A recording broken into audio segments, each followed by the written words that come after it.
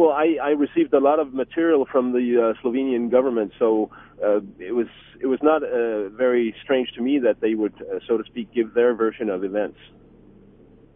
But the way that I mean, it's not so important, but it's a funny way of providing material.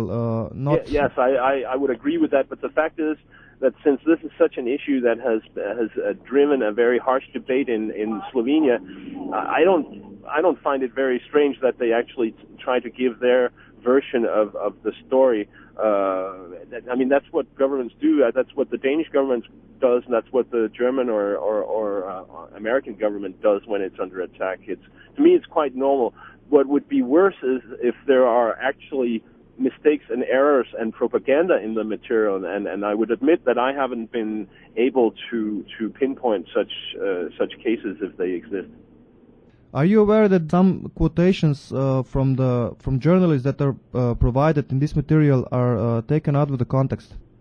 No, I'm not aware of that. Well, that's a basic problem of this material, that a lot of journalists who are quoted there are basically journalists who attacked the government for media censorship, and the government used their quotations and put them out of context, so it looks like they say that the press is okay in Slovenia, when in fact the whole statement shows that they're against the government pressure. Right. Well, I mean, that's obviously a problem if a government cannot make a correct quotation from one of its critics. I mean, that derails the whole debate, I would say.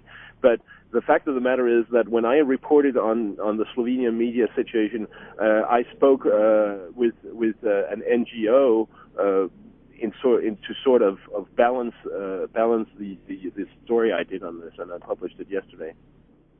The Association for Journalists in Slovenia, well, one of two, is asking government to apologize to you, the foreign media, and to them for misusing their words. Will you do the same if you find out that these quotations are actually misused?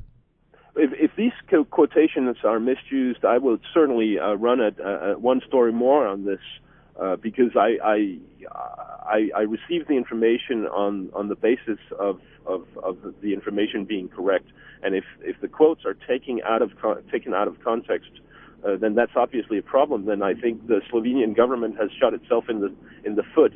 But I would stress that at this point, I'm not aware that they actually misused quotes in this information.